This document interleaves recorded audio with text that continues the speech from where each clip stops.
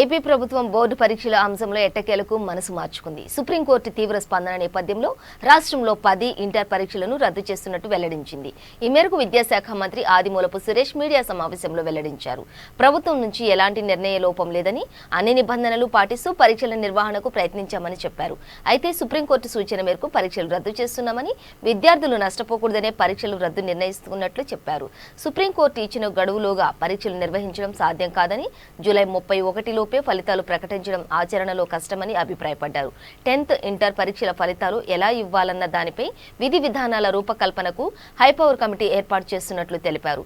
ఇతర బోర్డు పరీక్షల రద్దుతో మన విద్యార్థులకు నష్టం జరగదని భావిస్తున్నామని పేర్కొన్నారు.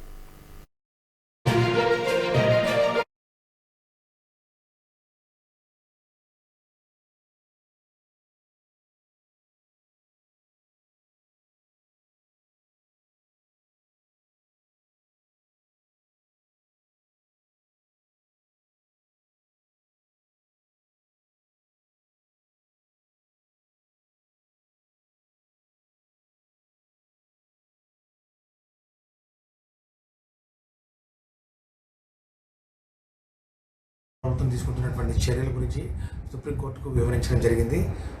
ప్రధానంగా ఒక్కొక్క రూమ్లో 15కు మించి మరి విద్యార్థులు లేకుండా, అట్లాగే ప్రతి విద్యార్థికి మధ్య 5 అడుగుల మరి భౌతిక దూరాన్ని పాటిస్తూ ఐసోలేషన్ రూమ్స్, తర్వాత COVID-19 ప్రోటోకాల్స్, నియమాలు, నిబంధనలు అన్నీ మరి పాటిస్తూ పరీక్షలు నిర్వహించడం జరుగుతుందని చెప్పి కోర్టుకు తెలియజేయడం జరిగింది. అంతేకాకుండా ఈ పరీక్షల యొక్క ఆవశ్యకత కూడా ముఖ్యంగా ఎంసెట్ ఎగ్జామినేషన్కి సంబంధించి ఏ విధంగా 12వ తరగతి అంటే ఇంటర్మీడియట్ పరీక్షలు ఎట్లాగా మనం పరిగణలోకి తీసుకుంటామనే అంశం మీద కూడా వారికి